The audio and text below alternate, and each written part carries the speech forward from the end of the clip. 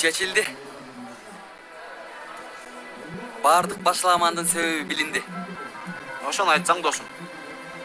Биз дагы Бахадырды эмне эле мактап атат деп ойлоп атсак? Бахадыр мырза бизге качан айтат болду экен? Эмне үчүн айтма эле досум. Айтып койсо сыйкырчылык жогулуп кетет. Эмне деп атасыңар? Мен жөнүндө айтып атасыңарбы? Бизди көп алда ойлогой. Баарын билип турабыз. Сен кимден эмнени жашырып атасың? Пандоранын кутусу ачылып калды, Бахадыр. Сен эмне деп атасың, эй?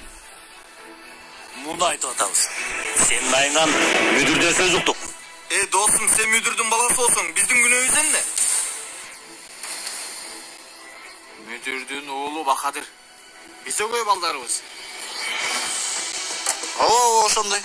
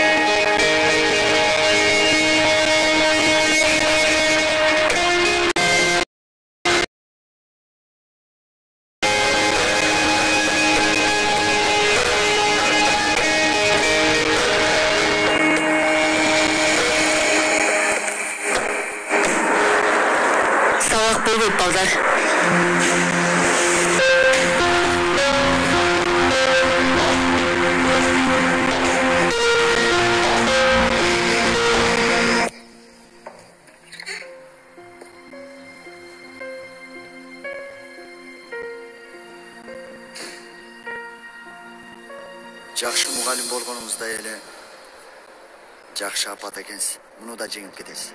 Бала тарбиялаш өтө кыйын агай, өтө кыйын. Кыйын. Мен дагы билем эже. Жакшы билем.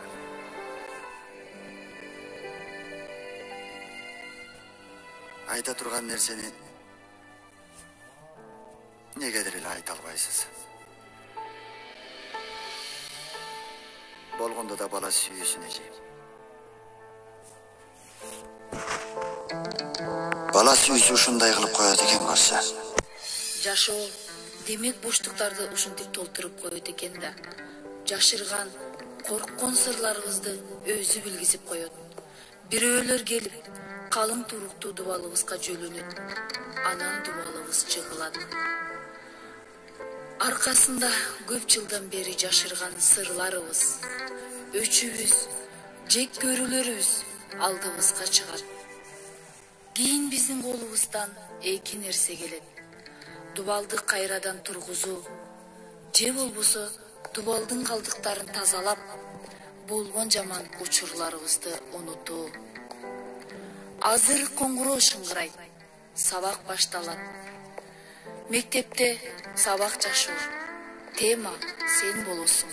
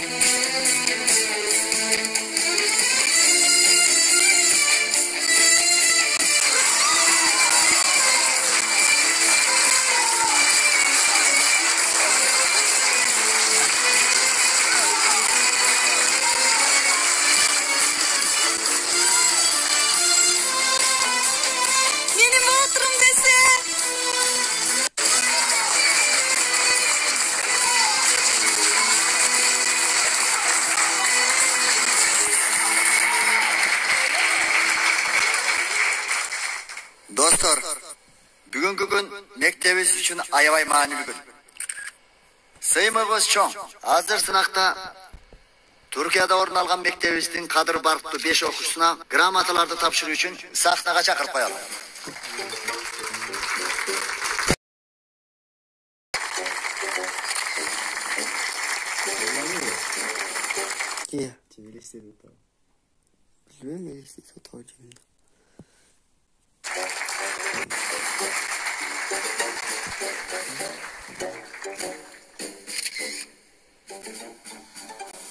Ömer, kutlukdayım. Çoğun rahmat ağay.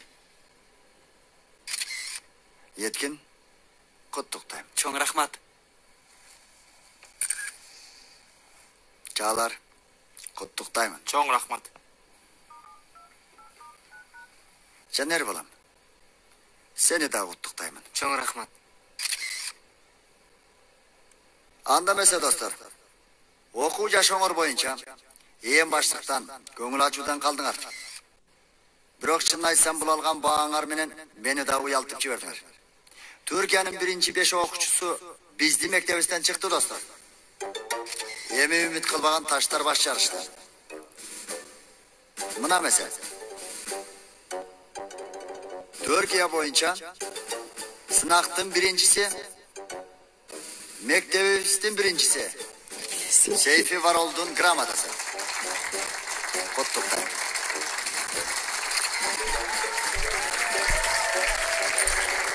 Alдағы қуанышым біз менен бөлüşküsü келip жатқандар. Қара месе Seyfi, өт.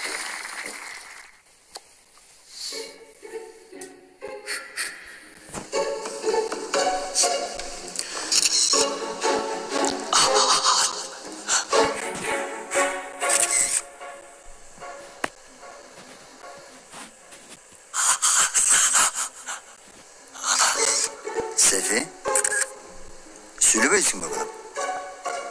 Kaynadı oy. Albatta, algan balı köp bolgan üçün tolkundanıp, söyleye albay atады.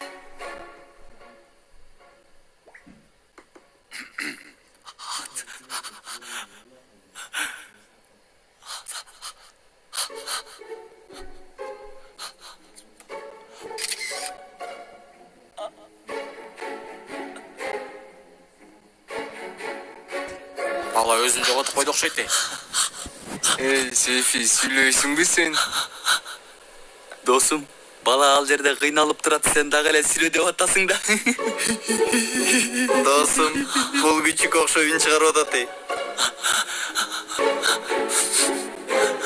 Сейфи, досым сүйлөйсүңбү?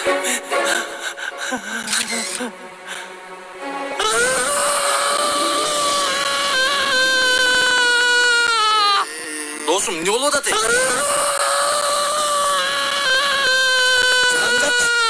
Эмне болуп атат ey? Кудай тобо. Кулагымдын тартылабы сагып кетейин деди.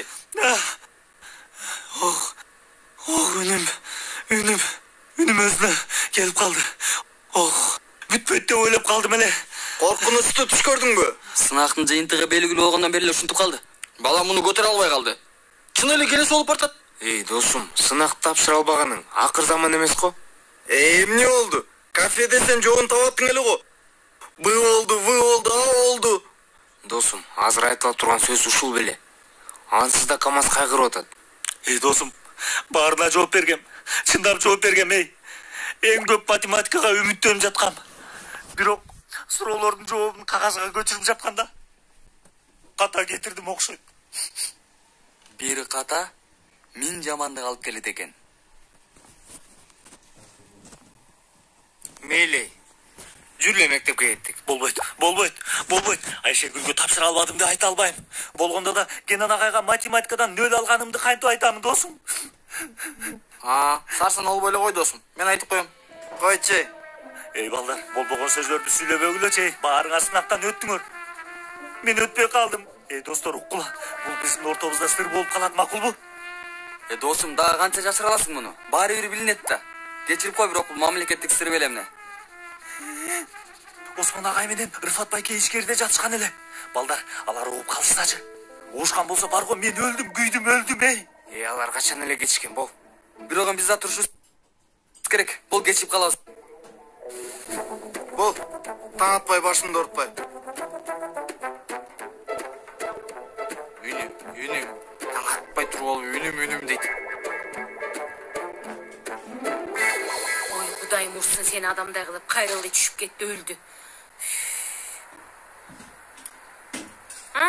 Келіп қалдың ба, Пакизе? Geldim бирок. Ай, бұл емне? Ай, бөбек қой. Құдай өмірін берсін, бирок қачан төріп келдің? Ай, эже, бөбөк дей берип жеңди болуп калдыңыз го. Мен муну кантип төрөйүм? Бул меники эмес го. Ой, мақұлай, тамаша кылып атамансыз да. Анан бул каяктан пайда болду? Эң маанилүүсү, сен эмне кылып жүрөсүң? Мен ким экенин кайдан билем? Пакиза, жолдон таап алдың ба эмне? Жок, кафенин босогосунан таап алдым. Эже, бөбөктү таштап коюшуптур. Садаң болоюн. Чын айтып атасыңбы? Сен азыр кинодогудай бул алдейди бирөө алып келип, эшиктин алдына таштап койду деп атасың эмне? Кана жаткызчы бул жерге. Жаткыр. Кана карачы, жанында бир нерсе жазуу жок бекен, я? Депчи кана? Ай, кантип болбойт, жазуусу болуш керек. Жок. Мына, бул жерде белгиси бар, аты мындай деген эч нерсе жок бекен. Карасаң жашлап. Жок. Карап көрчү жашлап. Бол.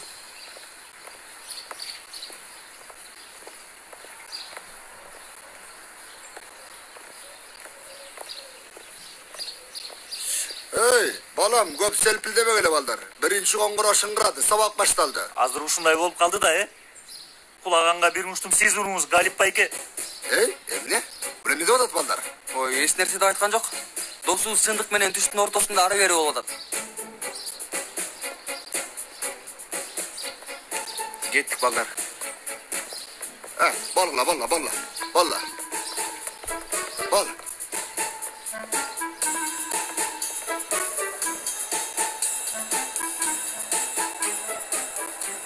Макул дечи досым. Бирок мен калп айта албайм да. Мени ук, Марио. Эч ким укпайт, түшүндүңбү, Марио? Албетте Сейби. Биз эч кимге айтпасак ким укмак эле? Мен уктосун. Сен өлүң келип жатабы? Сүйлөбөй, оозуңду жап, баланын ооруган жерин козго. Болдугула балдар, болдугула. Жүргүлө, мүдүр келип калды экен, класска кирип кетели. Чынын айтчы, мүдүрдөн коркуп атасың же сынактанбы? Менимче экөөсүнөн. Мүдүрдөн, анан сынактан. Макул. Азыр. Азыр. Бол, дөнбүшө сабактан бул. Макул. Ушундай коркокта. Обай, бул менин ойыма эмне үчүн келген жок эй? Эмнени ойлоп атасыз, эже? Сен токто. Мен бул маселени түшүндүм. Бул алдейди эч ким босого таштаган жок, Пакизе. Ай, андай болмок беле. Мен таап алып келдим. Эмне өзгөрдү дейсизби? Ой, жок эй. Мен да ошону айтып атам. Ой, Пакизе, болдучу, бул Рыфаттын кылганы анык. Ал кандайча? Кандайча болмок эле. Анын оюнча мени кайра сынап атат. Мен эне боло аламбы же боло албаймын деп чымындай мээси менен. Ай, кичинекей алдей менен коюңузчу, же анчалык болбойт да. Ошондой, Пакизе, ошондой. Эмне таң каласың? Тигил микроб менен биргелешип, гиперактивдүү жээндериңди сен алып келген жоксуңбу? Ай, антип айтпаңыз, жеже. Мен кайгырып Ай, мен айланып кетейин. Бирок мен бул нерсени билип алдым. Чоң балдар жетишпейм, кымындай алдей мен алдайын деп жатат. Ой, алтыным десе. Ой, жеже, кымындай алдейди Рыфат байкеге ким берет эле? Бул Рыфат. Кабатыр болбо, бир айласын тапса керек. Бирок мен ишенмек билем. Ишенесизби? Ишенбейм. Мына бул тармал чачтарымдын астында жаркыраган жалындаган мээни дагы эле биле албады чирген пияздай мээси болгон жолдошум. Бирок мен муну сен жаныңа коет билем. Рыфат, ой менин козум десе. Ай, муну карачы. Пакизе, курсагачты дейсиңби? Мен сүт кирейин. Ой менин козум, эмне болду сага алтыным десе, эмне болду? Жаным десе.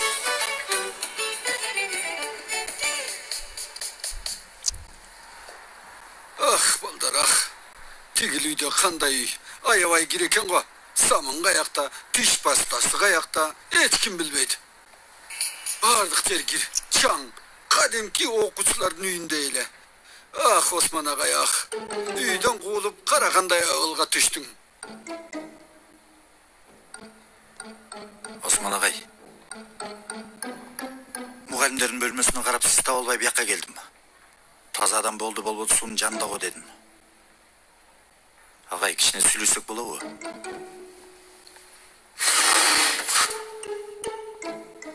Агай, мага капа болгондо өзүңүздү көрсөтүп жатканыңызды билем. Катамды оңдойун агай. Уруксат этиңиз, сүйлөшөлү. Сизге үйдөн кетиңиз деп айтып, чоң ката кылганды мойнума алып атам. Бирок Сабагым бар агай. Жакшы калыңыз.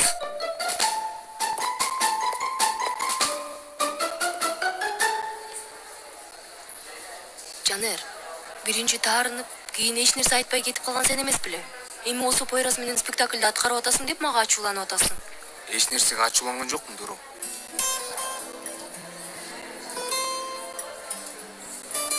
Анда жараштык.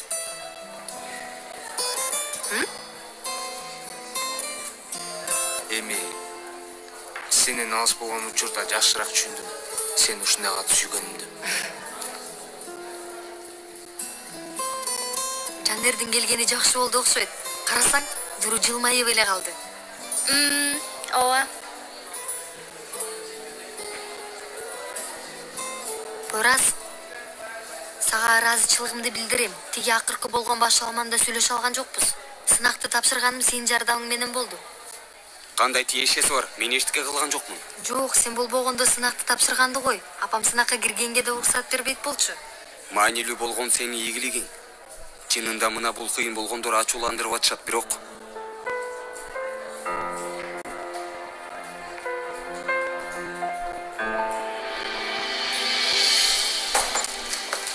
Саламатсыңарбы, балдар? Отура берсеңер болот. Бүгүн сабак болбойт. Мүдүр бей менен сүйлөшүп уруксат алдым. Театр оюнуна тиешелүү маанилүү өзгөрүүлөр болду. План боюнча ансыз да алдында болгонубуз үчүн 2 сабагыбызды театр залында даярдык кылганга бөлүп койдум. Оюнга катышпаган балдарга уруксат. Кана эмесе даярдангыла. 10 мүнөттүн ичинде театр залында жолугушабыз.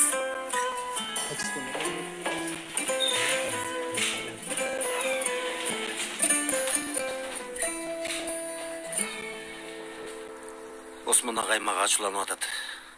Туура эмес деп айта албайсың, Митин. Ал сенден жашырып ижара акчасын да төлөп коюптур. Аны сен үйдөн кууп салдың. Ооба, кичине түшүнбөстүктөр болгон эле. Акча жөнүндө сүйлөшкөндө эле эмне мынча ыңгайсыз болосуң, түшүнбөйм. Ыңгайсыз болом, жинденем. Мейли эми. Сен мага бир пикир сунуштачы. Бул кишинин таарынышын канча жазам? Ага белек алсаң кандай болот? Белек дегенин гүл сыяктуу нерсеби? Токтой тур. Азыр мага гүл албай туруп, Осмон агайга белек бербесең, мен капа болом, Митин. Кандайчы сага гүл бербедим, Юксел? Ресторанга барганда мен сага гүл алдым эле. Ал эсептелбейт, Митин. Ой, кайдан билейин эми? Бул эми сен мага пикир ачы. Негизи менин оюма бир нерсе келди. Эмне? Ал эмне жакшы көрөт? Ой, бул сынактан да өттүк. Эми дагы бирөө бар. Эй, Сейфи, буйруса бир университетке өтөбүз, Ооба. Иншалла. Кыздар. Ай, байкуш десе, кийинки жылы тапшырып өтөттүр эми.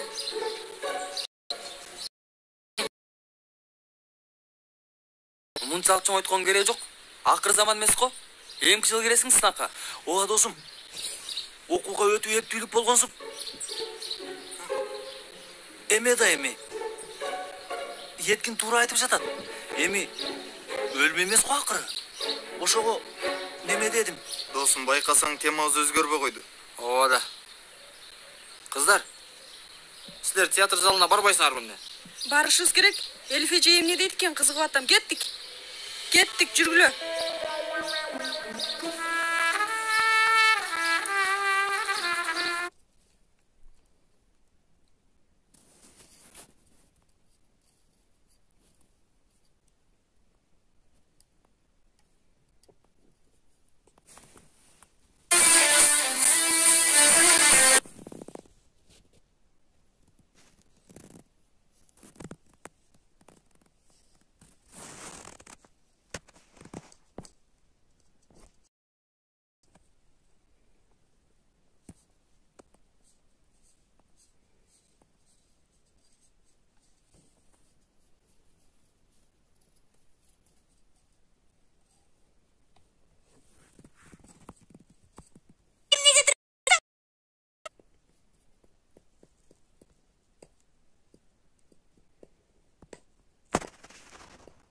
Түштүң.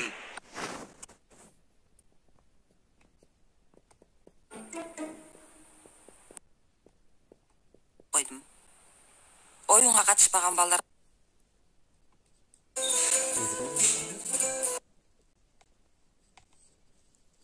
Белектегенің гүл сияқты нерсеби? токто десе кийинки жылы тапшырып өтөт. Эмес го акыры. Ошого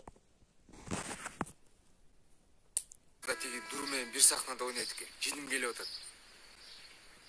Кеттик. Кеттик Сейфи. Кеттик. Бол. Жүр, кеттик. Бол эми. Тур Сейфи. Кеттик. Кеттик. Бол эми Сейфи, тур. Жүр. Кеттик.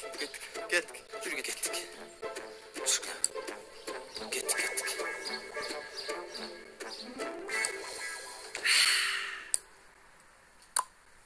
Пакизе, столдорго сүлгү кой.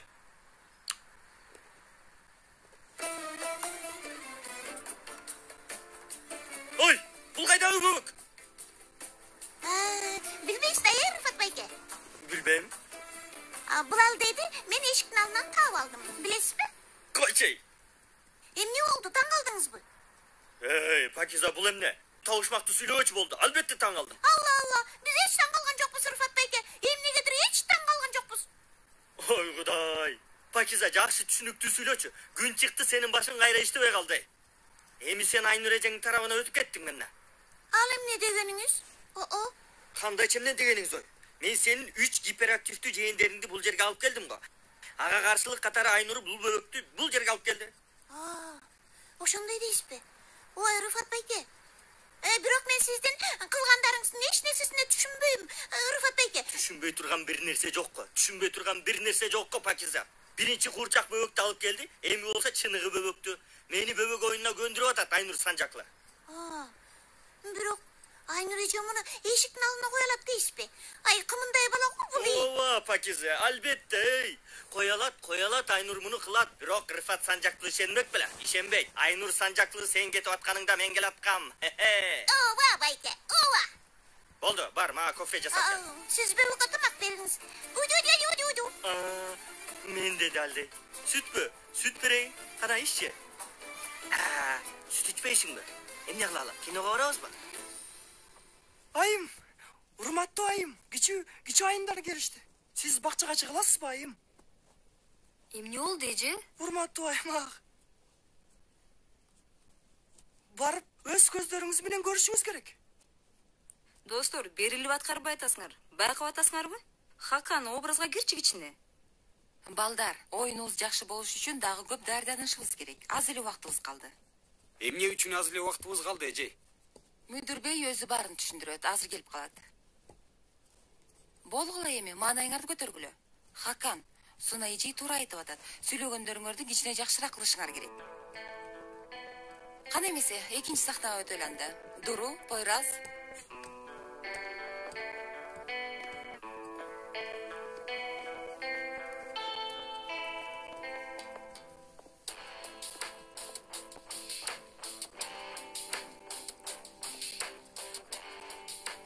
Сунушумду кабыл кылып, мени кандай куматканыңызды билсеңиз, Фикрет айым. Суранам, антип айтпаңыз Эшреф мырза, мени уялтып атасыз. Гүлдөй болгон беттериңизди бир жолу мага өптүрсөңүз, жанымды курман кылууга даярмын, билесиз.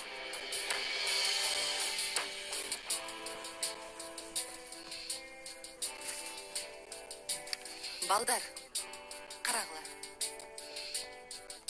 Балдар, ал кандай жардамчы болуп жатат э? Бала каармандын образына кире албайт экен. Кичи айым деген эмне? Кичи айым эмне? Туура болгону кичүү айым. Кудай атобо. Колуңдан келбесе сахнадан түш иним. Бизде эмне кылыш керек? Мен ролимди алганы аз келгенсип. Сахнада баарын колдонуп, Дуруга жакын болгонго аракеттенип атат. Мен болсо бул жерде кол бутум байланып жөнөлө турам. Досум, ичим атышып атат. Биз сахнада сонун аткармакпыз. Кыялдарым жок болду. Эч кандай үмүтүм калган жок. Менин көздөрүм караңгылап кетти. Жан, тиги сахнага чыгып өзүбүздү көрсөтүп коелубу? Бүдүрөөчү Сайко. Ансыз да мектепте күнөөлүүбүз.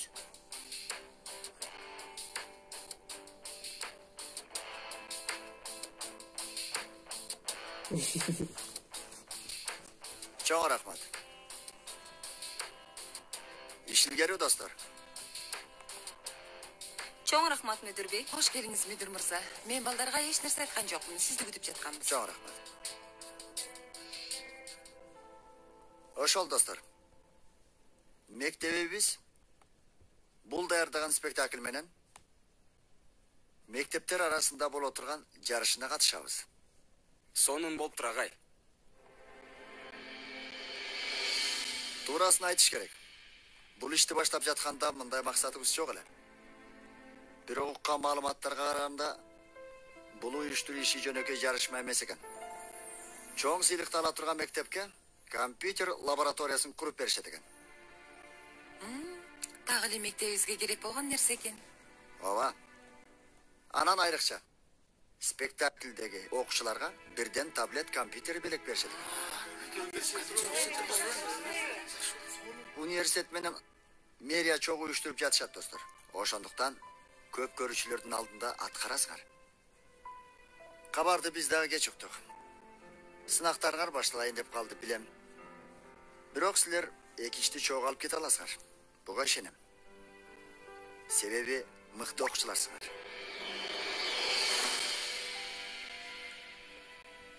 Элиф эжей, Сына эжей, сиздер дагы жакшы даярдайсыздар деп ишенем. Чоң рахмат мүдүр мырза. Рахмат агай. Рахмат. Мейли, мен силердин колуңарды көп кармабайын. Ишилгери. Ишилгери болсун.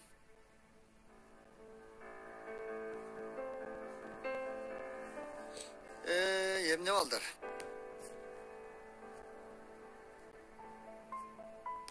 Силердин башка ишиңер жокпу?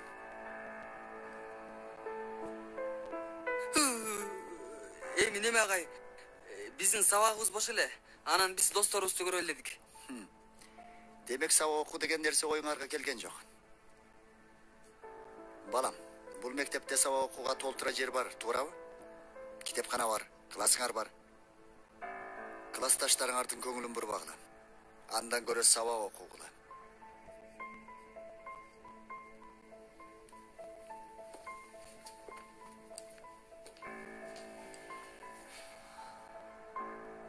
Мынтип окуучуну айдаса болмок беле досум. Жок досум, биз бул мектептин өгөй окуучуларындай болуп калдык. Бахатыр өз баласы болгону билинип калгандан кийин эми эч нерсени жашырбай калды, мүдүр бей. Ооба. Бирок досум, мен да ката мүдүр болгондо мага да бардык эшиктер ачылмак. Менин да жашоом сонун болмок эле.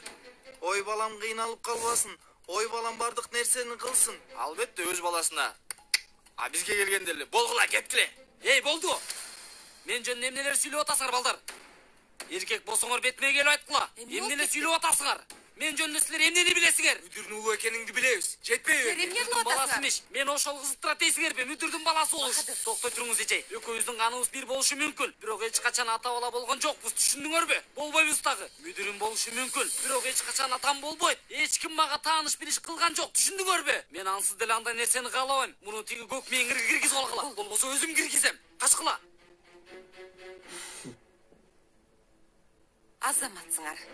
Бул кылыгыңар жактыбы? Өзүңөрдү көрсөтүү үчүн ыкмаңар ушул беле? Классташыңар жөнүндө болбогон нерселерди айтып буруш чыгаруубу? Эже, эч кандай калп нерсе жок. Сиздин оюңузча мүдүр бей баласын бизден бөлбөй атабы? Токтоткула. Бул мектепте мындай нерселер болбойт. Муну унутпагыла, макулбу? Кулаңарга куюп алгыла.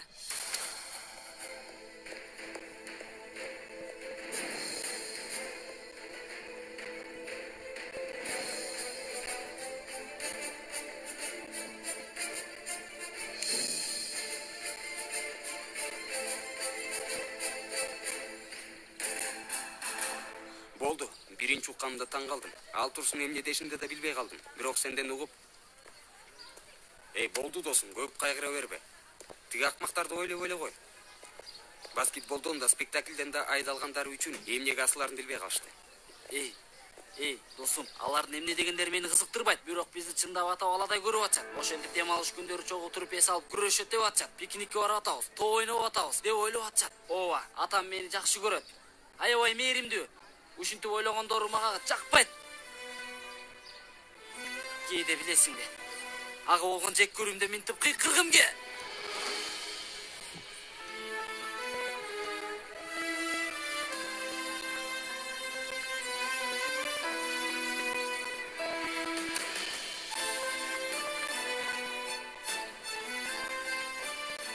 Мен кеттим досум.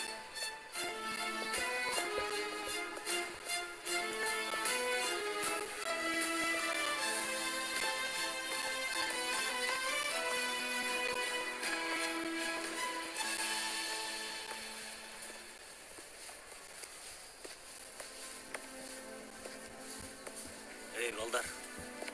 Көп нерсе колубуздан учуп атат. Бул жарышууга катышыш керек, балдар. Бүт мектепке ким экенибизди көрсөтүш үчүн жакшы мүмкүнчүлүк. Минтип алайып карабагылачы. Оңой эле жеңилбегенибизди көрсөтүп коелу. Ооба. Бирок кантип? Эми сынактарды эптеп тапшырабыз. Бул нерседен шек санаган барбы? Жок. Ал жагы сөзсүз. Ооба. Мурунку сынактан өтө албай, бул мектепте эми кыла турган эч кандай ишим калган жок, досум. Бул мектепти бүтүрөсүң, Камаз. Аны ойлонбой эле кой. Спектакль сөзсүз болушу керек. Кантип кылабыз, досум? Биз дагы даярданып жарышмага катышабыз, Өмер. Ой, негизи бар го. Тиги компьютерлерди алып мүдүрдүн столуна уруш керек. Кандай сон болмогой? Ал үчүн биринчи жарышмада жеңишибиз керек, досум. Кааласак биз аны кылабыз, чагалар. Баарыбыз жакын арада даярданып, тигил балдарга атандаш аябай сонун спектакль даярдай алабыз. Макулсуңар, балдар, а? Камаз. Макул, макул. Мына ушундай да, досум. Ой, бар болсун достуктун күчү. Менин айтас досторум.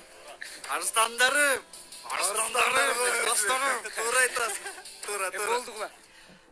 Балдарды театр залында көргөн жоксуң, Кенан. Мушташып кете жаздашты. Бул Бахадыр маселесин каяктан билип алышыптыр? Билбейм. Анын үстүнө биз деле жаңы эле укпадыкпы? Бирок Бахадырга асылгандары такыр жакшы болгон жок. Мына кара, мүдүр мырзанын четтетүү чечимине каршы балдар коргоо механизмин табышыптыр. Болбойт. Баары бир туура эмес кылып атышат. Мейли, бирок мен ушул үчүн айтып жатам. Мүдүр мырзанын четтетүү чечими туура эмес деп айтам. Эми балдарды эки топко бөлүп жатат. Бирок мындай кылгандары да болбойт да. Жок, эми эмне болот? Балдар эми спектакльден четтетилгенден кийин барып сабак окушат беле. Койгулачы, айланып кетейин. Кечирип кой. Бирок бул Салих бей окуучунун психологиясын түшүнбөйт экен. Сен дагы бир аз этият болушуң керек, Кенан. Эмнеге? Мүдүр мырзанын бөлмөсүндө болгондорду айтып бердиң. Баласына айырмачылык көрсөтүп атат деп күнөөлөдүң. Бул дагы туура эмес.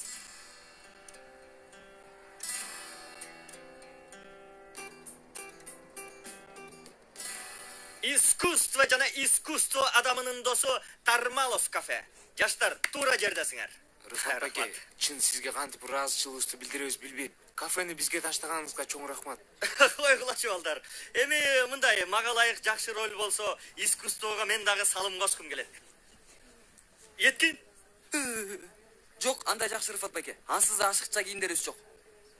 Ал ишти өзүм жагырам деп айттың элең го? Ой, болду балдар. Кичине сабыр кылгыла. Менин планым бар. Дуру менен Айшагүлгө айтып койдум. Алар бизге ой жүгүртүү жагынан жардам беришет. Баарын түшүндүрүп берем. Бир нерсе түшүнгөн болсом, жинди болоюн. Жок, жинди боло албайсың. Жардамчы эже менмин. Балдар, эң кыйын күндөрдө силер мага үйүңөрдүн эшигин ачтыңар. Мен да силерге кафемди аманат кылып жатам. Эмне керек болсо ичкериде бар. Пакизе силерге жардам берет. Болуу же болбой калуу. Мына. Макул Рыфат байке. Билебиз, бүт маселе ушул. Ооба. Макул балдар. Көрүшкөн чанда. Жакшы калгыла. Жакшы кал, Пакизе.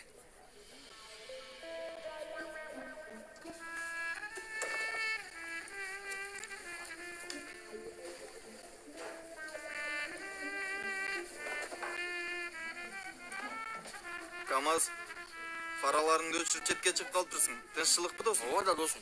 Ичине өзүңдү кармасаң, жашоо бүткөн жокпу? Боло тургандан өлүмдөн кача албайсың. Эй, сайкопат, кантип көңүлүң көтөрүп алгансың мынтип? Болгон өлүм, сөлүм бул эмне дегениң? Досум, өзүмдүн көйгөйүм өзүмө жетет ансыз да. Силер дагы тийишпегилечи. Болгон нерсени айтып атам да. Жөнтүрчү. Апам жалып атат. Мен эми апама эмне дейм? Мындан көйгөйүмдү көтөрө албайм, досум. Сөзсүз сынакты сураса керек. Канча бал алдың деп сурайт. Мен апама эмне деймин? Жооп бер, досум, жооп бер. Жооп бер да, баарын ачык айт. Апа де, мындай де, кыла алган жокмун де, келерки жылы де. Ансыз да апаң чыдабай сени кечирет. Болбойт. Апама айтсам, апам барып атама айтып коет. Атам болсо, мени алып оңдоочуга алып барат. Оңдоочу болсо, кий жумушу кийимдерди дейт. Анан эч качан ал жерден чыга албайм. Досум, биз эмне деп айтабыз? Карма. ажатканага кетти дегиле, ажаткананын тешигине түшүп кетти дегиле, алды дегиле, кетти дегиле. Бир нерсе деп айткыла досум, бир нерсе деп айткыла, Ансыз да алар менен сүйлөшөт элең го. Айтып жеңилдеп ал. Болбойт. Жок дегенде азыр чыдап турушум керек, достор. Карбагыла, бир нерсе деп айткыла же. Мен апаңа айтып коеюн анда. Досум, жилдисиңби? Эмне деп айтасың? Сейфи, бул кылганыбыз такыр жакшы эмес. Мен айтып коеюн. Алло.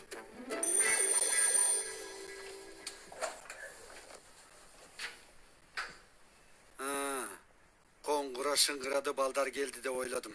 Сиз эмне кылып жүрөсүз агай? Осмон агай, ортобузда капачылыкты жоюйун деп келдим. Сизге кылгандарым үчүн кечирим сурайм. Үйдөн кууганым үчүн кечириңиз. Достукту бузуу оңой, бирок оңдоо кыйын. Бекер эле келипсиз. Агай, ой агай, суранам коюңузчу. Өкүнүчтүү болбойсуз. Биринчи мени угуп койсоңуз. Намысымды жерде тепселеп койдуңуз. Жакшы барыңыз, Метин. Агай, Осмон агай. Бар экинчи мүмкүндүккө татыктуу турабы? Сиз экинчи мүмкүнчүлүктү да колдоно албадыңыз агай. Бейпилтүн. Агай, чын айтып атам. Куту мен таң аткыча эшиктин алдында турам. Чечим сиздики.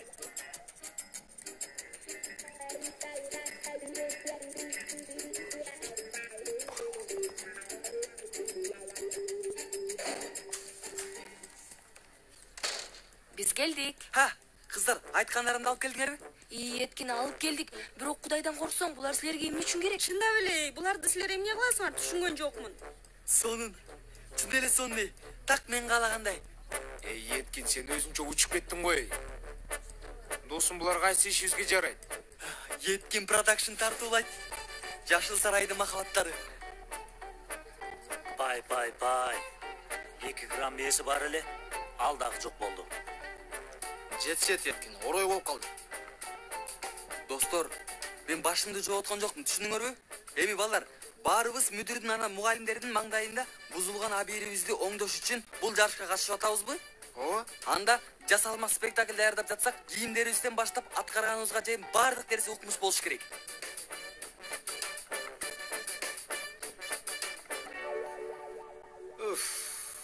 Агай, сураныч, сөздүн маңызын айтыңызчы, себеби менин убактым аябай кымбат.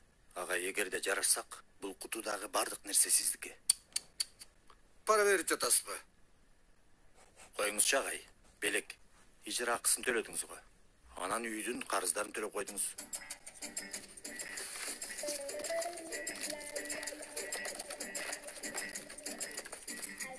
Бул колумдагы нерсе майлуу жерлердин эч нерсесин калтырбайт. Ой, агай, коюңузчу. Мени мындай нерселер менен алдап коем деп жатасызбы? Эми сиз кое туруңуз агай. Сөзүмдү бөлбөңүз. Бүттүбү? Бүтпөдү. Бул колумда көргөнүңүздөй глицерин менен суюксамын, ичинде болгон дымдандыруу нерселердин жардамы менен жарылган нерселерди жок кылат. Манго ароматы. Манго. Бүттүбү? Бүтпөдү агай. Бүт элек. Бул колумда көргөнүңүздөй полду тазалоочу буркураткан гүл жыттар менен үйгө жаздын жытын берет. Бүттүбү? Бүт элек. Бул колумда көргөнүңүздөй... Агай, мени көндүрүп алдыңыз. Мени жакшы билесиз да. Кудайга шүгүр агай. Чын өзүмдү сизге карыздай сезип жаткам. Yükseleeceğim мага таарынды. Сизди үйдөн кууп салган үчүн. Кеттик агай. Ансыз да буюмдарым босогон, жанда даяр. Дароо кеттик. 3-4 күндөн бери үйдө меселем. Эми баардык жерди кир басып кетсе керек. Баардык жер кир болсо керек. Болмуз кеттик. Менин чемодандардымды алып аласызбы? Кудай ата. Жетсет Еткин. Жинди болуп калдың эмне? Досторум, суранам мага ишенгиле. Чында аябай сонун болот. Биринчи болобуз, анан мектептин сыймыгы болобуз. Такыр туура эмес, достор. Менимче дагы. Анан аял ролдору дагы бар. Аларды ким аткарат? Мен такыр аткарбайм. Мен дагы аткарбайм, досум. Негизи эми биз аткарабыз дейт элек, бирок Мүдүрбей ансыз да ачуулуу. Өзүбүздү отко түртүп алабыз. Эми кааласаңар аткарабыз, бирок болбойт кыздар. Биздин ишибиз башкача. Биз эч кимден жардам сурабай, бир нерсе кыла алганыбызды далилдейбиз. Ооба. Ооба. Ооба. Досум, бул ооба андай ооба эмес. Андай эмес. Уксаң мени. Булар деген жигитти капагала турган аракеттер да, түшүнүп атасыңбы? Ооба. Менимче дагы. мен кылам досум. Булар актер болгонун мааниси ушул да, досум. Ролду тандабайсың. Ха? Мына Супер Марио. Мына сахнада көрүм келген аракеттер ушулар. Достор, негизи эткин бир жагынан туура айтат, Аял уруксат берсе мен да кошулам балдар. Анан ансыз да бул карьерам башталып калган билесиңер. Аны уланткым келип турат. Мейли, 2-3 бөлүм кеттиңер. Силер кошуласыңарбы? Макул чей. Мейли, болду, макул. Бир балени баштап, өлөбүз акыры. Кайра өзүңөрдү шерменде кыласыңарбы? Аялдын кийимин кийбегениңер калды эле. Аны да кийгиле, толук болуп калсын. Сен ал жерде бизди тыңшап турасыңбы? Ушакчы? Карап сүйлө, тилиңди кесип коем. Койчу, кесчи гана көрөлү. Жанер. Балдар, эмне кылып жатасыңар, Балдар жапайы батыштын баарына айланып жибердиңер го бул жерде. Өзү баштады Пакизе. Мен ушакчы деген жигитти карагыла. Оозуңарга калемпир сүртүп коем, Дос болуп тынч болгон силердин ниетиңер жок. Пойрас, подносту бер. Пойрас, сен бүгүн аябай чарчадың. Болду, бара бер, бол. Баарыңардын оозуңарга калемпир сүртүп коем. Айшыгүл, биз да кете берели, Жанер, эч ким менен урушпа, макулбу? Макул эми. Силерге ийгилик. Ийгилик бизге керек болот. Балдар, болгула. Аз сөз көп иш, алгыла.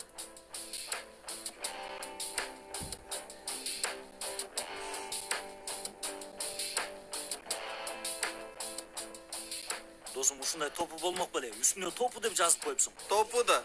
Сен биринчи өзүңдүкүн карачы. Топу деген кызыл болот, досум. Аябай жаман болду. Топу деп коюпсуң, дос. Болбойбу? Айнур, бул каяктан чыкты эми? Лотереядан. Кайсы лотерея? Улуттук Рыфат лотереясынан. Өзүнчө мага апа боло албайсың деп далилдейт экен. Таап алыптыр, ким билет каяктан алган. Айнур, бул кым далилдей го?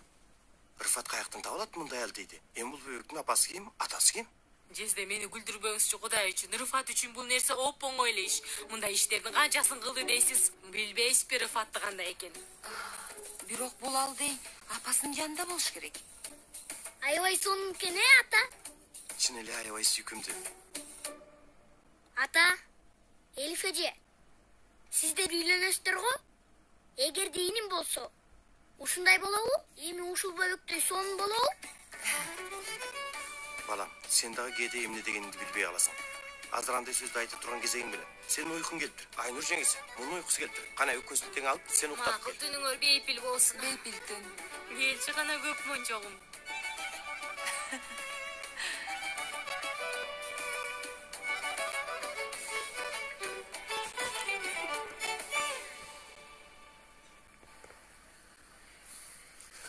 Досум, кара, бир жабам азыр.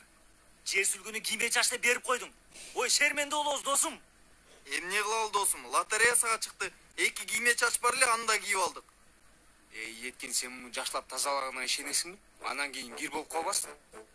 Осман агайдын колу тийгендей эле таза. Өзүмдүн колдорум менен тазаладым.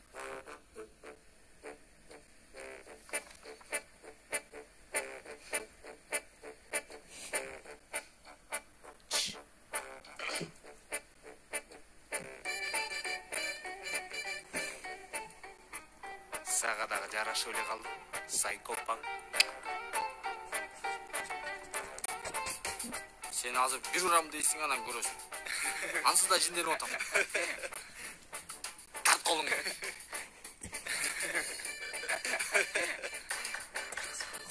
Жетет, көп сүйлөбөгүлө. Репетицияны баштайлы. Кана эмесе?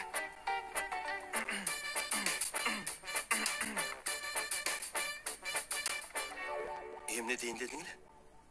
Кенан, менин атакем Стамбулга келатат. Келсин. Эмне?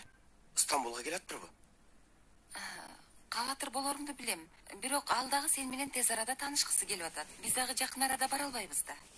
Түшүндүм. Качан? Балким эртең же бүгүн келет. Эмне дейсиң? Мейли, келе турган болсо, эми келсин. Төрүбүздө орду бар деген маанинде. Мейли, мен айткандарымды оңдой албайм. Кенан, Бирок атам менен жолукканда кийимиңе, кебетиңе аябай этият болушуң керек. Элиф, жаш балабызбы? Эми атамдын маңдайына жынс шым футболка кийип барбайбыз да. Эми ал жагы анык дейчи. Бирок атам үчүн биринчи көрүнүш маанилүү. Эми кандай башталса ошондой болот. Түшүндүм. Мен айтып коеюн дедим.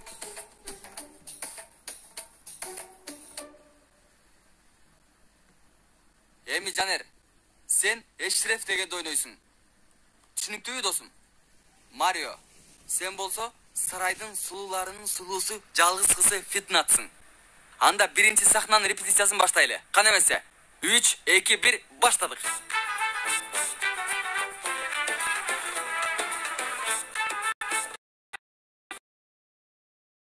Карма деди. Досум, маңдайыңда жалгыз сүйгөнүң Фитнат турат. Бул ал менен жолуга алган кубанычтуу учур. Ага сүйүү менен, махабат менен карайсың, макулу? Кана, кайрадан баштайбыз. 3, 2, 1, баштадык.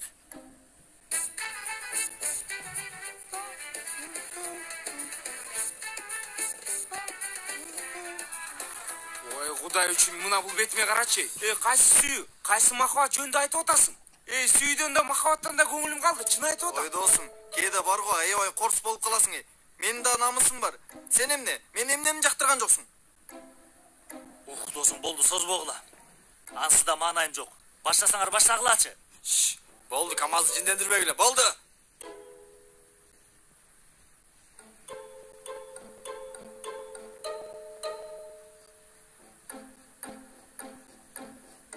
Эй, жүрөгүмдөгү жаранын дарманы, көздөрү жүрөгүмдү алонткон сулуу сүйүктүм. Сиз жок болгондо өзүмдү алаланган отко таштагандай боло берем. Эй, жашообуздун көркү, махабатыбыз. Досум, эмнеге күлүп атасыңар?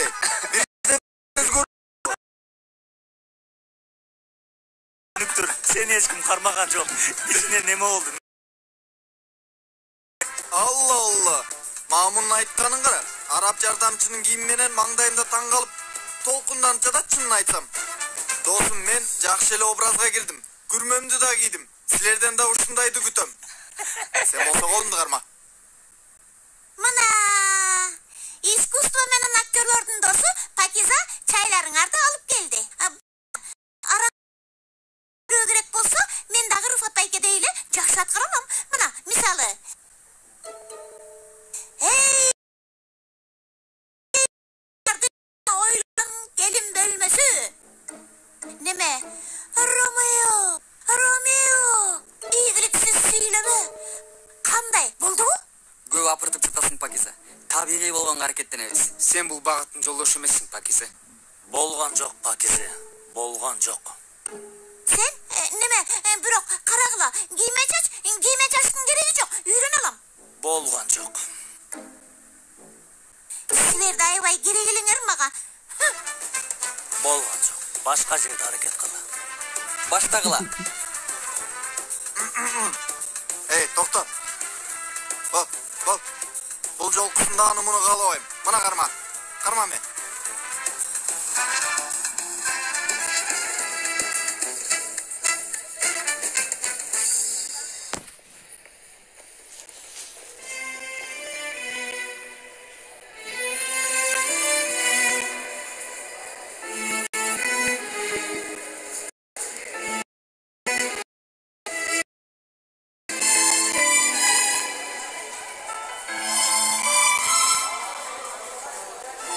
Бахадыр.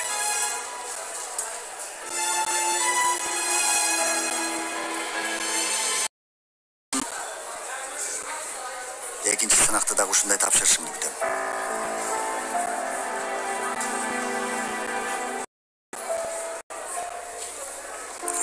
Спектакль даярдыктары кандай болуп атат? Эмне кылайын деп атасыз? Болгону жашооңо кичине киргенге аракет кылып атам. Аракет кылбаңыз. Болду, унутуңуз.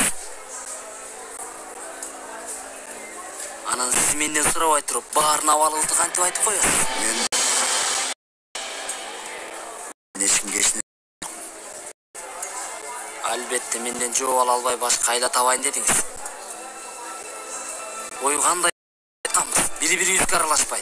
Кайдан пайда боло калды аталык сезимиңиз? Бакадыр, уулум. Жок, андай эмес. Мен болгону сиздин окуучуңуз. Адамдар атам болгонуңузду билгендери болгону сиз өл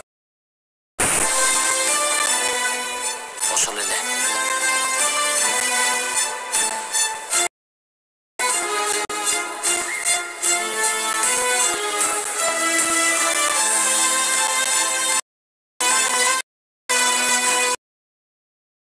Эмне болуп калган? Дароо тарабыңды, бул тара.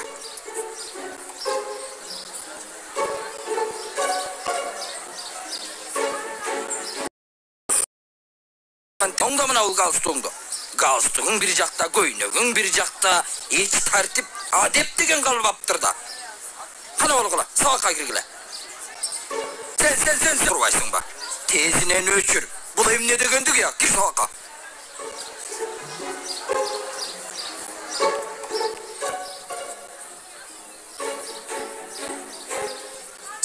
Sen balam beri gel. Sen beri gel. Gel. Mınday tur. Bular kıskarak bolş gerek. Düşündün mü? Kıskarak. Kanday ne bezgör ya? Gir sabahına. Байке. Geçiriz. Бирок бул жерде эмне кылып атасыз? Карасам үрөйдү учурушат. А мен болсо көргөнүмдү тарбиялап атам. Жок, менин окуучуларыма эч ким бакыра албайт. Demek sizdin okuyucularınız. Emi düşündüm. Emnige geveteleri mınday bolgonun. Üstünde sizge okşagan mugalimler bolgon uçurda. Ha. Bari düşünüktü. Байке, сураныч, мектептен кеттиңиз. Өзүңүздү кимди ойлоп атасыз? Sen kimsin ya? Kimsin den? Сабак башталып калды. Айли. Болды. Мен жагырам, сиз сабак барыңыз агай. Агай, тынччылык байке. Сиз кимди керек? Sen menden esep сурап жатасың ба? Öldük. Hey байке. Мына бул мектепке жакшы адам келсе, тишимди сындырам. Чын айтам, тишимди сындырам, ey. Ой. Ай.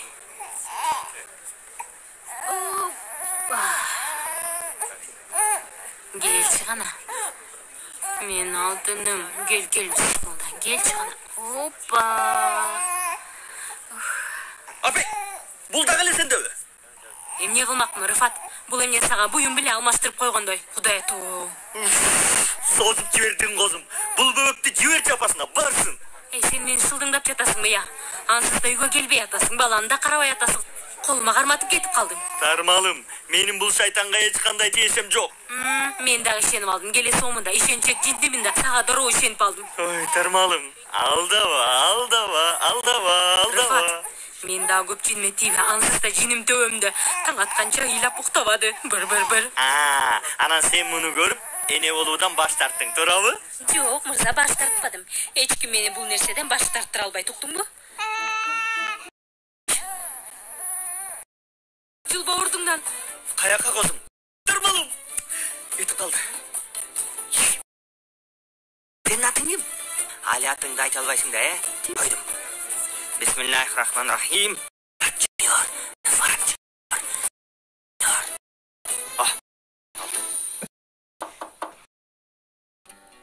Ооба, чакырган мырзам. Балдарга эмне үчүн айттыңыз? Эмнени? Коюңузчу мырзам. Түшүнбөгөндөй. Бака уулум экенин. Билем. Мындай өзгөчө. Анан жеке маселени окуучулар менен сүйлөшө турганым кантип оюңузга келди? Кенен мырзам, жок дегенде мойнуңуз каласы деп ойлогом. Бирок карасам, сизден чындыкты күтүү болбойт экен. Кенен мырза, мени ата катары, мүдүр катарда кандай кыйын акыбалга койгонуңузду сезип атасызбы? Мындай нерсени кылган жокмун деп айта алам. албаган кааласаңыз Бахадыр менен сүйлөшөм. Жоқ, алғаныңыз үшін ушундай абалга келдик.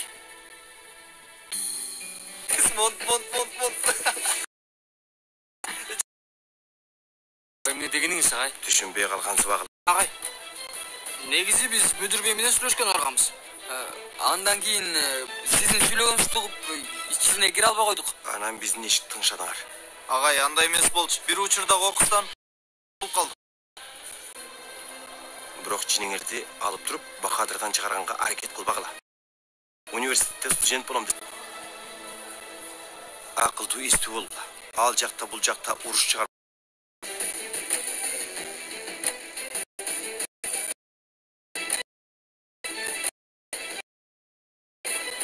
Кайра бир нерсе уюштуруп атышат.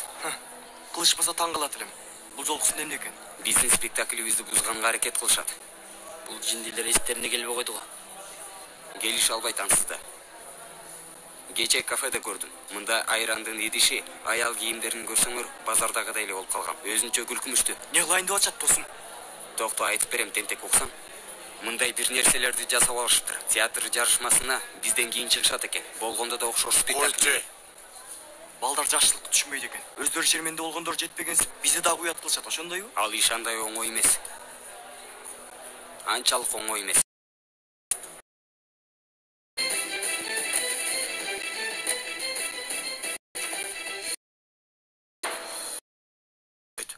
Токтой турчу, тынчтан. Айтчы, эмне болду? Ой, эртең окуучуларга кыйкым. Эми көстең шайымды оодарышты. Токтой турчу, токто. Теги эшиктеги киши кандай киши эле? Кайдан билейин? Элүүлөрдөгү киши чачы агарып калган. Келе жатып сен деле көрсөң керек. Ой, жинди неме окшойт? Мен азыр келем. Чын мени Сен өзүң ишиңди кыл. Бул мектептин кебетеси эмне дейт? Бардык жер таштанды. Сага берилген акча бекер кетип атат. Ай, Кудайым, ай, сабыр бере көр. Ата.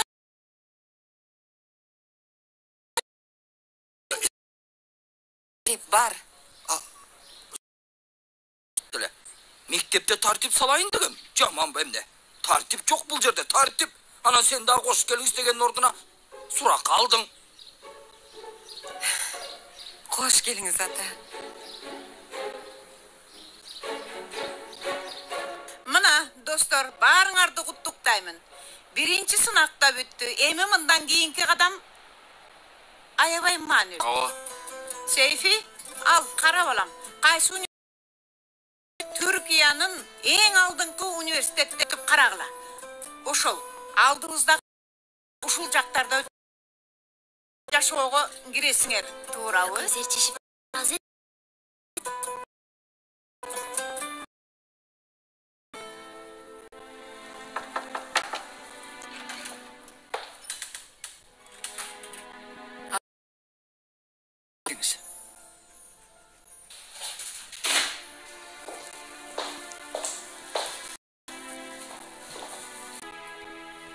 Агай, менин кээде дууру менен кыйынчылыктарым болот, билесиз. Минтип урушуп да ага мөнү. Андай учурларда дайыма жанымда кимдир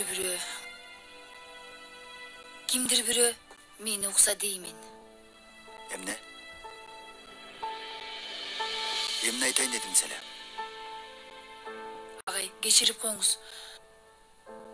Мен Бахадыр жөнүндө угуп калдым.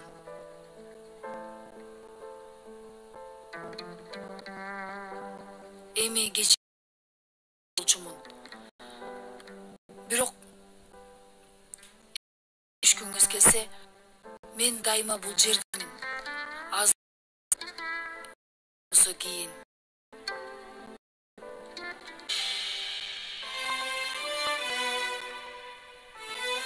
Караңыз, эжей.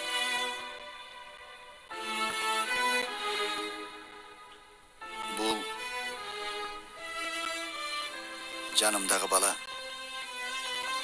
Бахадыр. Аябай сонун бала экен. Бахадыр кичине кезинде бир ката калган эле, эжей. Бирок кийин чоң катаны мен жасадым. Ал жаш бала болчу. Мен болса чоң.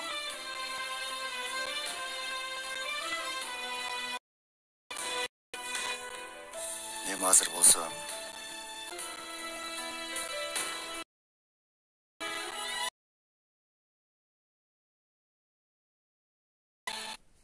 Достор, Элиф эжейдин өздүк жумуштары болгон үчүн бүгүн биз менен болбойт. Бирок Берин эжеңер бүгүн силерди көргөнү келди. Университеттеги жылдарымда иштеп кеттим. Студент кезимде маданият центринде мындай кичине театр группасында иштеген болчумун. Аябай толкунданып кеттим. Мен ушу жерде болдум. Сүйүктүү. Кайгырба, эч ким ажырата албайт.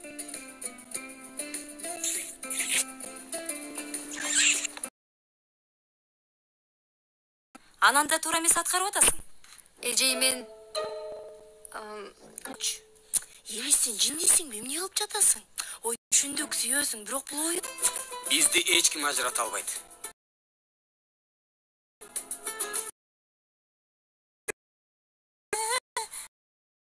Суран макулду? Мен атамдын жини жаман. Келсе бул жерди өрттөп салат. Сиз бирөө келип калса, ышкырып кой. Окей? Dedim. Menimçe Fitnat kичинекей kız. Em kичине заманбап болсун да, ошондой болсун. Силер такыр искусствону түшүнбөйт экенсиңер. Силер эч нерсени түшүнбөйсүңөр. Болду гана улантып жатабыз, бол.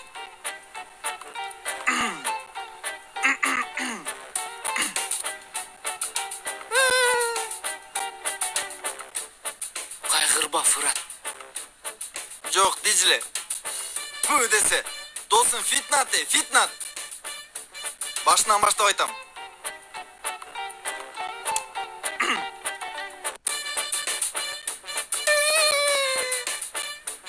Кайгырба, Fitnat. Кайгырба, жаным. Күн адырлардын аркасынан чыгып атканда, ай тутулганда. Койчей. Болбогон жерден бир нерсени чыгарып атасың. Ошондо болуп калды. Байкап турам, сценарийге карап аптырсыңар. Жаттап аптырсыңар дагы. Бир нерсе болду. Ой, Еткин. Эми сен да түшүнөсүң го. Менин сөздөрүм кичине мындай кызыктай. Эми ай мындай. Силердин сөзгөр эмне кыска болуп калды? Мындай кел жат жаныма дегендей. Бир урам азыр. Жан, шылтоо издей бербечи. Ансызда маанайын такы жок. Макул болот азыр болот. Сен барып кайта алып кел.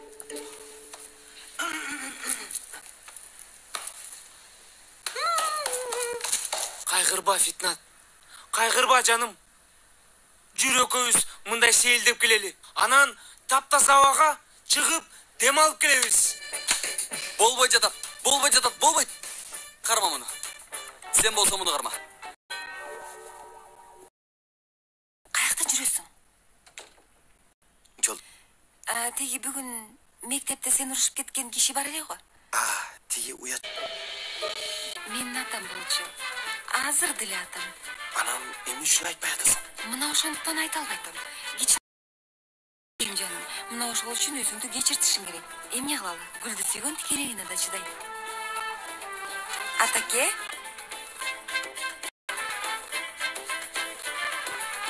Атаке, мен азыр. Кенан, токто. Кайда кетип атасың? Сен атаң мени бүгүн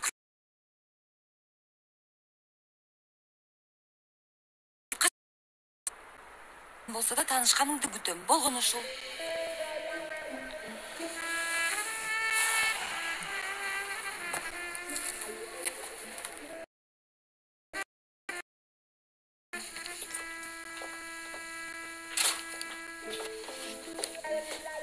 Атаке? Кенан.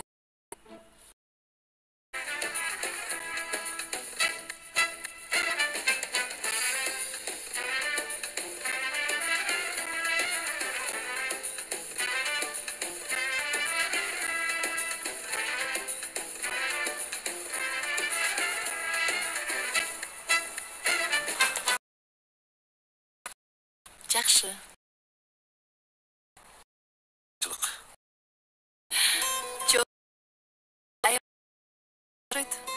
Ооба, бирок эмнегедир Осмон ага үйгө кайткандан анча кубана албадым. Үйдөгү бут кийим эсиме келет. Тазалык кийген астта жатты. Аны менин көп колумдан келбейт мындай көңүл алуу иштери. Жакшы кыласың.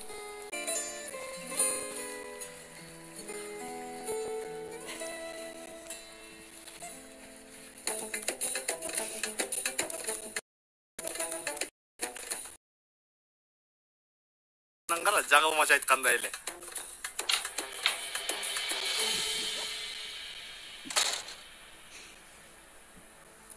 Vay. Ой, biz sizlerdi erkek ballar деп ойлоп атканбыз. Жаңылыштырбыз. Бул жерде эмне кылып жүрөсүңөр? Өтүп барат диye кетели дедик. Кеч болду. Эми кыздай түрүңөр менен бир нерсе болбосун дедик. Коргоно албайсыңар. Эгерде силерди коргоо керек болсо, келесо. Менин көп синеме тийбей көрсөтүп коем сага. Ойду келди сүйлөбөй адамдай болуп сүйлөсөң. биз адамга окшоп сүйлөйбүз. Бирок силердин ал колуңардан келбейт.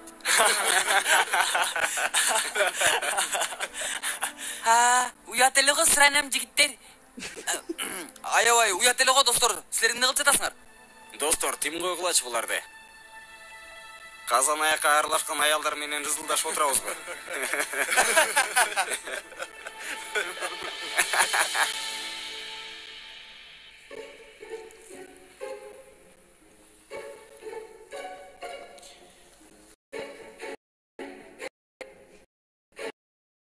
Кофеңіз даяр. Сіз қалғаныңыздай шекері аз, көбігі көп. Чоң рахмат кызым. Аш болсын. Ал қойжан. Атаке, кофесін беріп атам. Мына кекенан.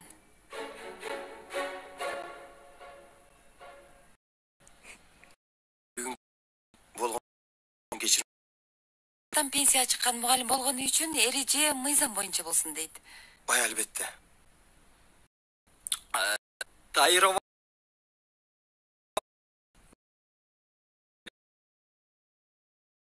Ошондой ма таке?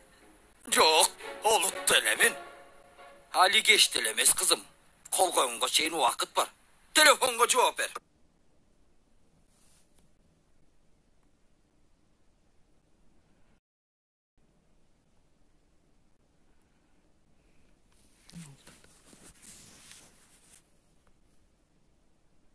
Мырза, эмне деп атасың? Чалсам эле не хат болсо да болуп калат. Укпай жатасыңбы? Сенин кулактарың укпайт окшойт. Менин дагы сабырымдын чеги бар. Макул, Кенан. Карасаң, мен ортодо калдым окшойт. Суранам кереги жок, болду. Бар болбойлу, укпайт. Кулактары да өлүптүр. Ой, мунун болбойт, бул киши болбойт. Мага караңыз.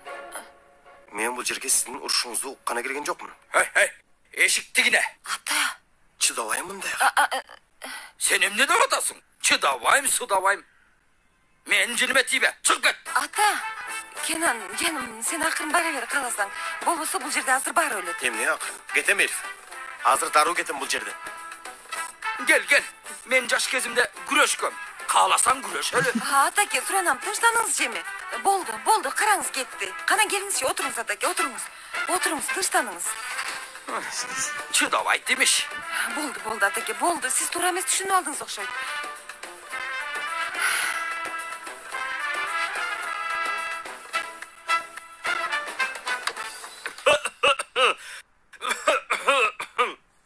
Ханым, сен үйдүн жолун таап алат белең. Чын, Тармалым. Мен сага дагы эле таарынып атам. Мен үйдөн кууганың кече эле болгондой эсимде. Эмне болду? Кетип жатканда маанайың укмуш эле, эч нерсени тоготпой жаткан элең. Тармалым, бирок алдайды минтип кармаса болбойт да, баланы кулатып аласың. Сен көтөр анда. Мен тамагын алып келейин, курсак ачты. Кел берим. Аябай сонун экен. Билесизби, мен аябай жакшы көрүп калдым. Чын, Юсуф. Мен де жакшы көрүп калдым. Бирок жеңиңе жакшы көргөнүмдү такыр айтпа, макулбу? Садагың болоюм, карасаң, беттерин.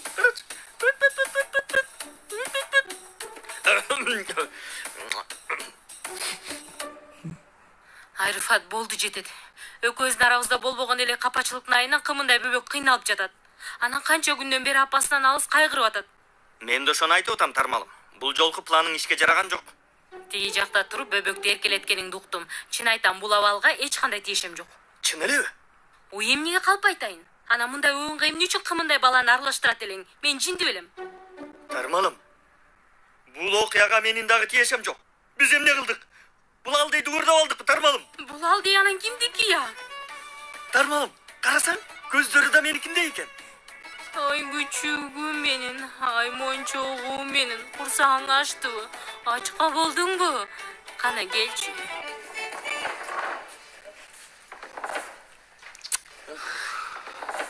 Досым, бұл киімдер менен қимылдаған қиын екен. Болгулу алдар, өзүңөр жоготпогула. Эртең кафенин чачылган Рыфат Бекти көрбөт. Башка калбады беле досум. Ошол жерге койгом. Беле? Жетиги жерде. Бул жер беле? Досум, эмне мага күлүп атасыңбы? Капчыктар бул жерде, кийимдер жок. Кандайча жок я?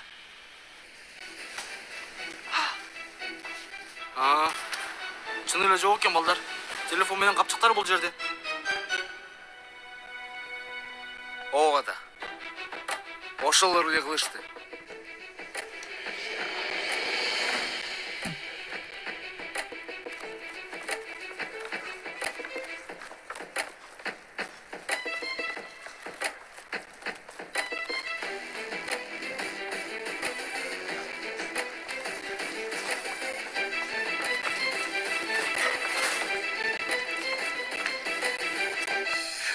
Балдар, чыныгы спектакльди көрбөй калдык.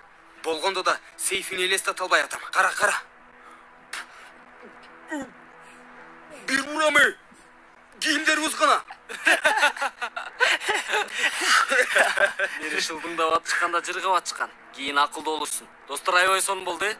Айрыкча жан-жанга аябай сабак болду. Еткин. Башыңды иштетчи досум. Ушул кийимдер менен көчөгө кантип чыгабыз? Досум, Стамбул көчөлөрүн билесиңби? Бизди көчөдөн жеп салышат, Чалар. Мунун алясын бир ган сен табасың. Ооба. Биздин кийимдерди үйдөн чуркап алып келе каласың, Ким? Менби? Мен бар го досум, бул кийим менен эч качан үйгө барбайм. Эч качан досум. Анан бир суроо берейин силерге. Эмнеге мен? Ой досум, Агвада жүргөнүбүздө биздин командирибиз болуп алгансың го. Азыр эмне болду? Сен бар го, учуп барып келип каласың. Бол эми бол. Анан эң сулуусу сен болдуң. Чын. Эми сулуу болгонуң үчүн сага катуу мамиле кылышпайт деп ойлойм. Жан, азыр ушундай бир туштап туруп урам дейсиң, көрөсүң анан. Сулуу болуп калыптырмын. Мен барбайм досум эч качан. Мына сейфи барсың. Карасаң, томпоюп сүйкүмдү көрүнүп турат. Койчу. Ушундай керөтө менен эч жакка барбайм. Досум, эмне кылабыз? Ушинтип калып калдыкпы? Мен эч качан мынтип чыкпайм, достор. Эчтеме эмне дешет? Сулуусуң дедиң. Эч качан чыкпайм, досум.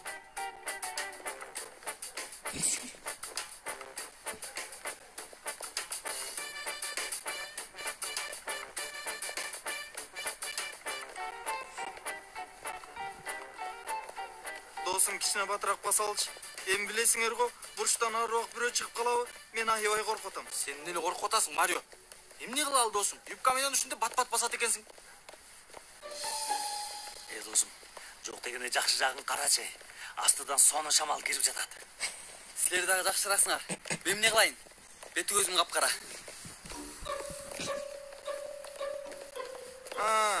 Мен силерге эмне дедим эле? Кинодо дагы ушундай болот го. Биринчи эскертүүнү айткан, биринчи өлгөн болот. Мынтип чекеден, кичине. Уяты жок. Кичине. Уяты жок.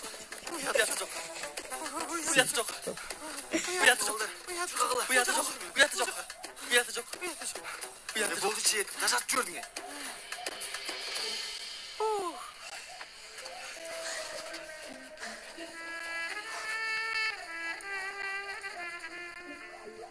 Эми бул жерге келгенибиз аябай жакшы болду. Чындап эле, сонун болду. Эмне кылалы досум? Таксиге отурганга акчабыз бар беле. Эми жок дегенде автобус келип калат. Бир байкеден жол кире сурайбыз. Төлөп кетебиз.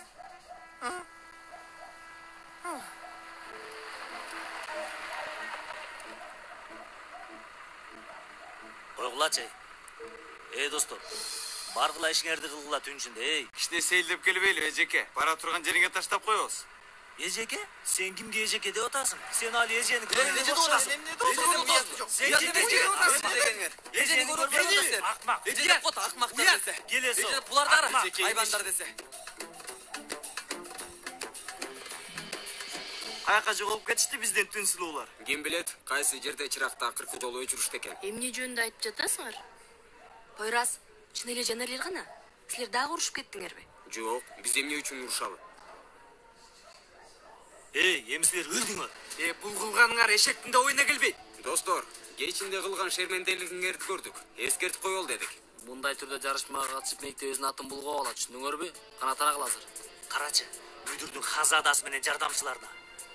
Мүдүргө ишенип өзүнчө кыйын болуп калыпсыңар го.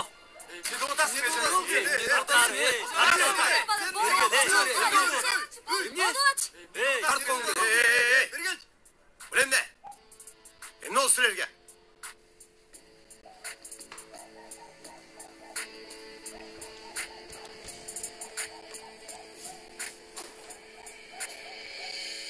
Эмне болду балдар силерге? Биз эмне деп сүйлөштүк эле?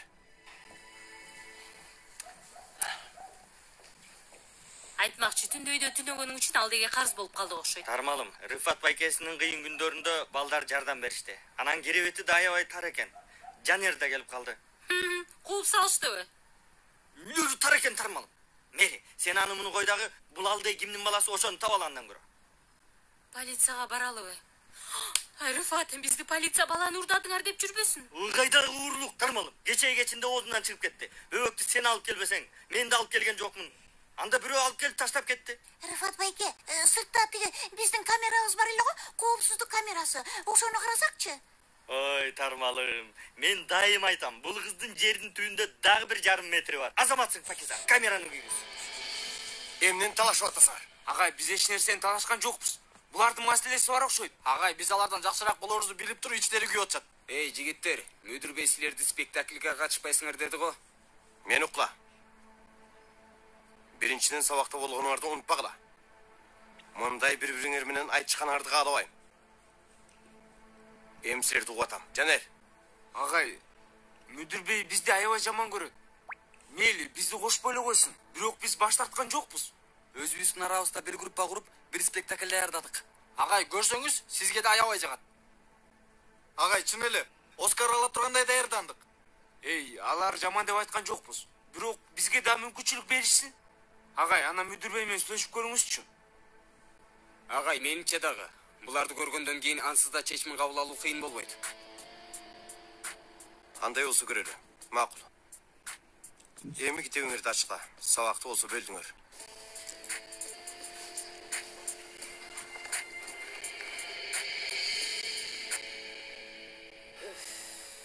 Эй, Рыфат, бул кандай коопсуздук камерасы я? Биздин кафенин алдынан башка баардык жерди көрөт экен. Эми Тармалым, биздики кылмыштуулуктан алыс болгондуктан мен коопсуздукка көп маани берген эмесмин. Көрүнүп турат. Ай, Тармалым, бизде маанилүү кылмыш боло элек да. Менимче, бакчага мындай система коюп коюш азырынча боло элек. Анан дагы Ай, Рыфат, болду сүйлөбөй, Кудай үчүн башым шишип кетти, бош эле нерсени карай бер. Ай, Рыфат байке, кичине башына жылдырсаңыз, кил жерден бир аял өттү. Колунда биздин алдай бар болчу. Кара. Ай, чын эле биздин алдай го. Кара. Келатат. Кара, кантип таштап койду, көрдүңбү? Уяты жок. Ай, кетип калды. Жүзүңүз чачкан нур, көздөрүңүздөгү жалын, анан тиги алмада болгон оозуңузду көргөндө өзүмдү өзүм жоготуп коем.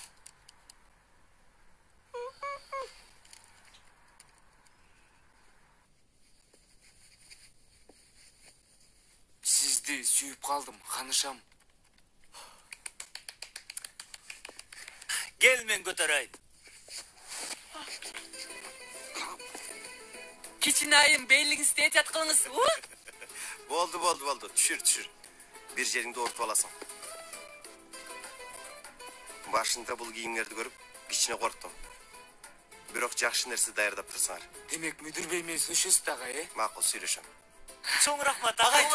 Рахмат, агай, рахмат. Кийимдерди чечип алмаштыргыла, болду.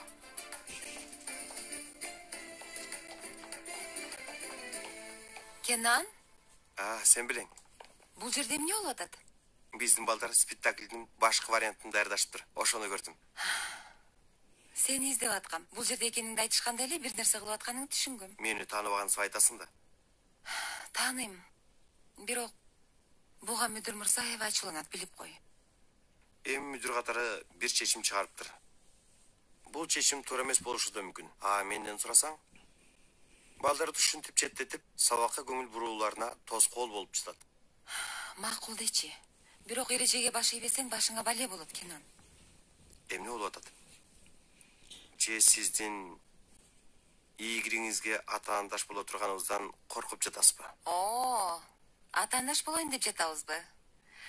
Балдарыма менин ишеничим чексиз. Бирок сага бир нерсе болот деп коркуп атам. Коркпо, өзүм жай карам. Сен мени эмне үчүн издедиң эле? Атам менен да жакшы болгон жок. Болгонду дагы эч. Кечирип койчу, Кенан. Чындап эле мындай болорун билген эмесмин. Кечирим сурай турган абал эмес. Мени жактырбашым мүмкүн, бирок сени аябай жакшы көргөнү анык. Макул, муну дагы мойнума алам. Мүдүр мырза анан атаң менен мамилем жакшы эмес. Бирок маанилүү болгону экөөбүздүн мамилебиз жакшы. Албетте. Анда эч кандай маселе жок.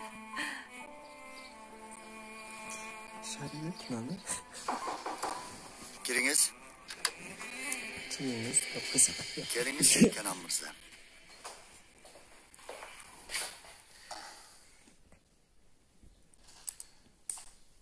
Canerler bir spektakl daярдашыптыр. Ошол жөнүндө сүйлөшкөнү келдиңиз, туурабы? Ооба. Көргөнүңүздөй эле мырзам, мүдүр катары кээ бир нерселерди билип турам. Мен көрдүм.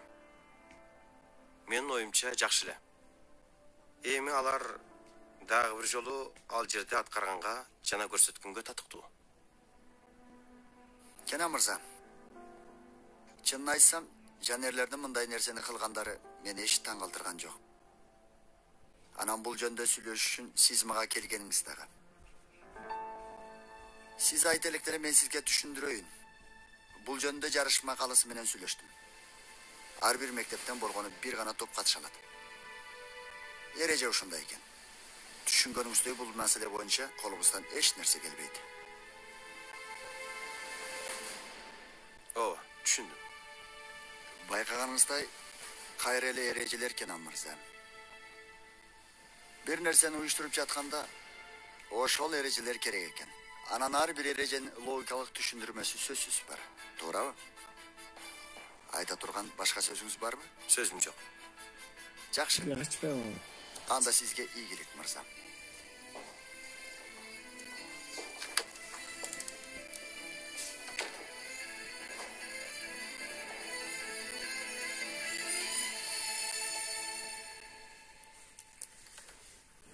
Чын мен такыр түшүнбөй атам.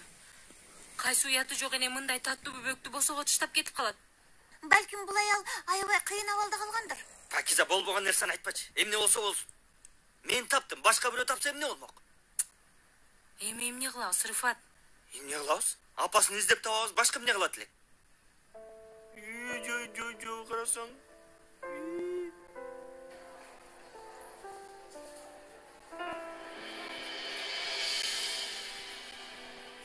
Балдар. Мүдүр бей аткарбайсыңар деп айтты. Бирок мен бир айласын табам. Атыбыз чыгып калды, агай. Эмне кылсак? Мүдүр бей уруксат бербейт го. Кандай эмгек берип даярданганыңарды көрдүм. Жок дегенде эмгегиңер текке кетпесин деп аракеттенем. Дагы жакшы, сынагыңар жакшы өттү. Баарыңар өттүңөр. Болбосо мүдүр бейдин колу күчтүүрөөк болуп калат эле. Кана болду, классыңарга киргиле. Бол. Кеттик.